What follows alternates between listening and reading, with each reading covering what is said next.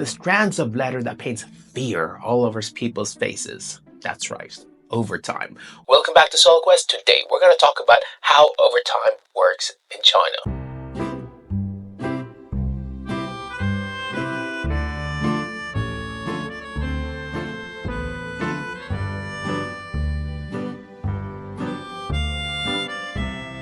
Before we continue on to the video, for new viewers out there, hey there, my name is Solo Quest. I like to make videos about China. I've been living and working here in about 6 years so far. I mean, like, as you can see here, I'm thinning out. Oh, look at all that balding spot.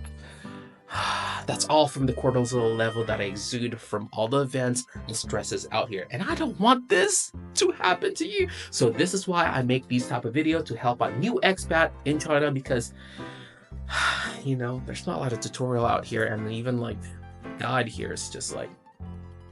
But yeah, this is the main reason why I make this channel, to help out new expat, or either if you want to recommend a new expat to this channel, please do so, because these are the type of food that me and my boys consume. Like, subscribe, and share, especially the sharing part. Oh my god, it fills out our belly. But yeah, again, I truly appreciate it. If you do watch this video, that's already really helpful. If you do click on the like button, that's even better. That's like a little, you know, a little foie gras into our little plate of daily consumable. But yeah, with that out of the way, continue on to the video. All right, for the quick answer is yes, you technically do have overtime, but realistically, it's really hard for you to have an overtime in the first place because of the workload that you're going to be receiving from your ESL training center or either school. It's going to be possible to just finish everything in the span of 5 office hours. But of course, in some cases, there are events or either promotion by the training center that you're going to have to do. And that is what we're going to be talking today, is that is the other form of overtime. Now, in the common case of overtime where you actually have to stay in the office 3 hours after the whole work shift ends, it's not really common unless if you're really behind on some certain thing because you have to do some documentation issue. But there are some other cases where you have to stay a bit later in case of an event, which the school will compensate you. But if you'd like to know more about overtime, or either you want to cash it in, or perhaps use it as a token for your next KPI performance, or perhaps for a raise on the salary for your future career, continue on to the video. Before we go into a whole deep dive on the whole overtime hour, let's talk about the basic of all basic, and that is the teaching and also office hour. How does it actually work? Now, first of all, we have 2 types of hour. One is teaching hour, the other one is office hour. And of course, as it sounds, teaching hours is the time we're going to be teaching, showing up our PowerPoint, and of course, where people actually learn. Typically, in like a public school, you're going to have about like 6 up to 18 classes per week in your very first year. And as for training center, you're going to have around 4 classes, but the hours should be almost the same, about 6 up to 18 hours per week for teaching. Now, of course, the rest of them goes to office hours. So for example, you have around 12-hour teaching hour, and that means you're going to have approximately 28 hours of office work. Now, what do you actually do in these office hours? You can look at ceiling, count them all up, or either do your PowerPoint like a normal teacher. And most of the time you're going to have meetings, doing your PowerPoints, and also doing your lesson plans. This is your basic office hour. But for some of the lucky few that do work in a public school, dang, you should be jealous of them because they don't have office hour. No, technically they do have office hour, but it is not mandatory to come to the office. So that means if you already finished all your lesson, go home, go get a coffee or some sort like that. Or if you haven't yet finished, go to a cafe and finish your PowerPoint and lesson plan and turn it in on time. Now, one bit of advice, please don't ruin it for the next expat that's going to be taking over your position in case if you leave or transfer to another school, because this isn't like a given, it's more like a privilege. If you don't put it in your lesson plan or PowerPoint on time, they're going to start enforcing all these office hour and office rule, and it's going to ruin it for the next expat that's going to be working in that school. So please, let us work together. Finish your lesson plan on time, PowerPoint on time. It's not that hard at all. Now, I don't want any misconception regarding these overtime hour. So let's get our books straight. So what people actually mean by overtime back in the States is still working even after work hour, which is 5 p.m. for school or either 9 p.m. in these training centers. Now, technically, there are some times, some rare times where you might have to do overtime, but these are very, very rare cases. And some of these rare times should be on the test week or either before summer start or winter start, where you're going to be rushing and to make these PowerPoints for the test week, or either the Hell Week, which I mentioned in my previous video, where you actually do back-to-back full-on lesson in this training center. But as for public school, I never heard any case where you have to specifically stay overtime because the school requested it to do so. Unless if you are still in the very first year and no one there to guide you and you're kind of really behind, then yeah, I mean, it's all out of your own volition to stay overtime. But most of the time, these are not enforced by anyone and not even subtly enforced by any specific manager or the supervisor. Actually, the opposite side. If they see you stay late in these school or the training centers without any purpose, 9 out of 10 times, they'll tell you go home. And I'm just talking out of experience because at that time I really wanted to just rush all my work to finish it all in the first 3 months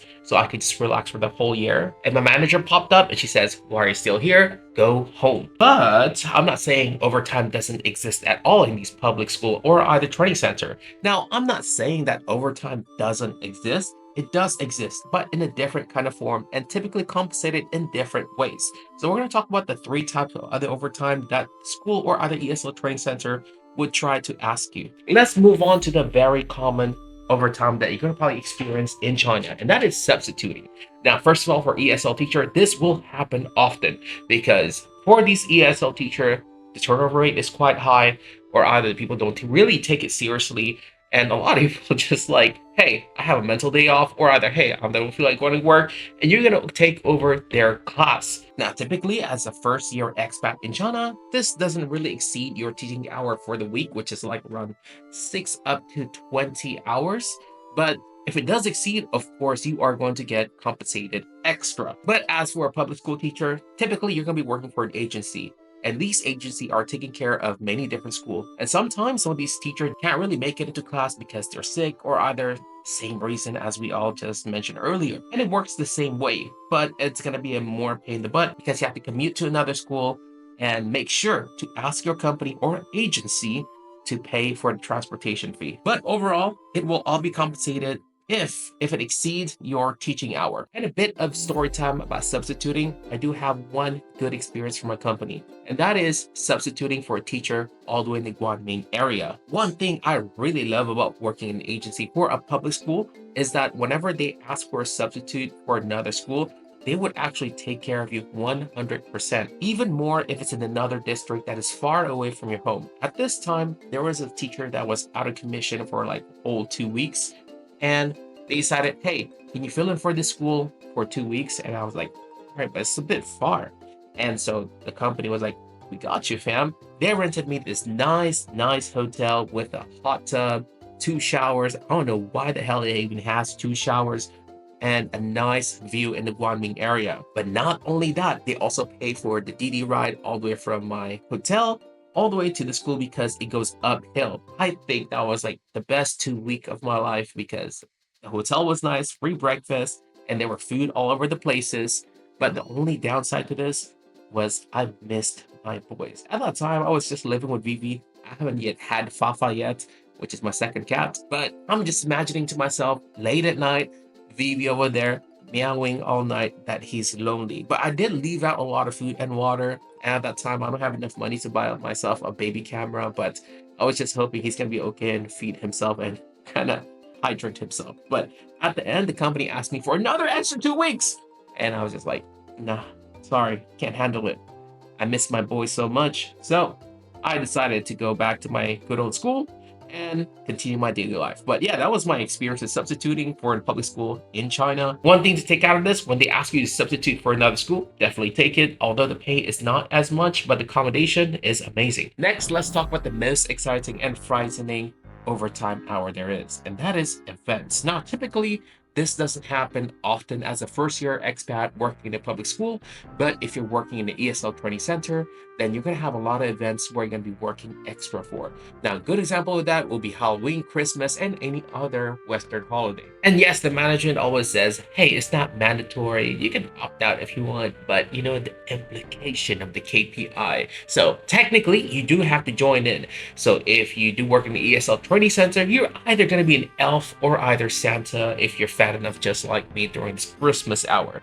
And during Halloween, you're going to do these like pop-up events for the mall where kids can come in and experience like the Halloween pumpkin carving or other, Western holiday shenanigans. Now, both public and private school teachers think they're off the hook. Not really. As for training center, you're probably gonna have around like 20, maximum like 21 parents, around there when they do have an event, like giving a speech, doing promotion, etc. like that. What for public and private school teacher, you are going to be holding a full auditorium audience when you do have an event, not for like a Western event, but more like a national holiday event. A good example of this, you're going to be hosting speech contest, becoming the judge. You're going to stay there for a good 4 hours and listen to all the speech while the parent judge you in the back while you judge them doing their speech. And at the end, you're going to have to make this big old speech on how great the school is, on how great all the students are in front of hundreds of parents.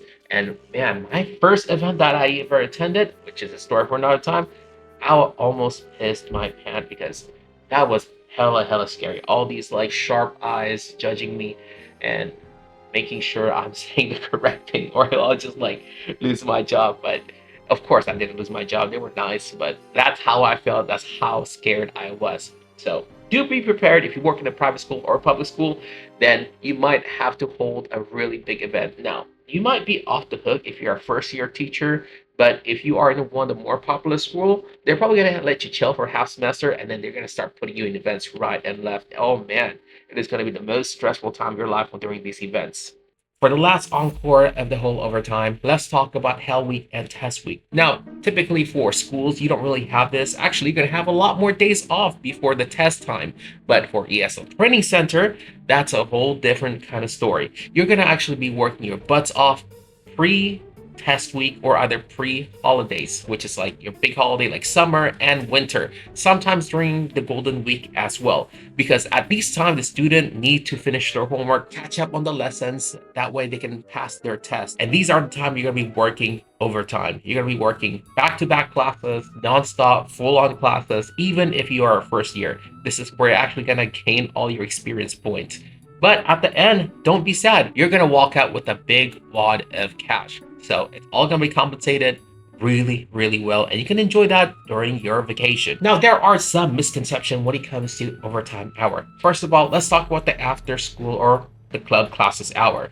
I have a little bit of a story with my friend that he said he's working overtime every day doing after school club classes. And I was just asking to him, hey, how many classes do you have? He said, one class. And then I explained to him, hey, that is part of your working hour or either teaching hours. So you don't really have to be too salty about it, because I have 3 classes and I was actually salty about it because 3 classes means 21 teaching hour. Whereas for him, he has approximately about 7 plus 7, which is approximately about like 14 up to 16 hours because club classes are a bit longer. So at the end, make sure read your contract, because he didn't realize this until like 4 months into China. Whenever I told my friend I have 6 work days this particular week, he had a heart attack thinking that I was working overtime.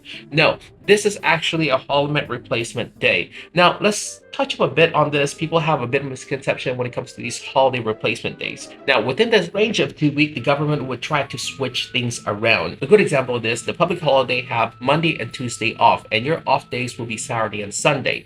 So the government would often have one extra day, which is Friday off days, and which means on the following week, you're gonna have work on Sunday. So in total, you're gonna have 5 days off, and the next week you're gonna have 6 work days, which all equals out, which is amazing in my opinion. That way I can have more time off, I can travel outside of China and have a more relaxing time. But the gist of it, these aren't overtime, and technically it is part of your work week. And one other tip I want to give out to you, set your alarm clock for next week, because oftentimes I almost forgot I had work, and multiple times I almost ran late to work, but luckily I didn't, because my workplace and my apartment were close to each other. So for some people, I heard a lot of time they miss their work and they come into school late, and this happens often. So make sure you set up your alarm when this event happen because there's a lot of public holidays in China and they like to rearrange things so they can enjoy their life more. Now, in conclusion, technically, yes, you do have overtime, but not in the sense that we all know what overtime is. It's going to be another form such as substituting or either filling in for another teacher, events, etc. like that. And of course, you can cash it in or either use it as a little token for your future KPI or the contract renewal. In my honest opinion, I think you should definitely do it for like a contract renewal or either cash it in for a KPI because that way it can be more beneficial in the future and you can get a big pay raise bump for yourself. But if you just want to travel and you're still young, not old like me, look at this balding, definitely cash it in because hey, get paid for what you work for, right?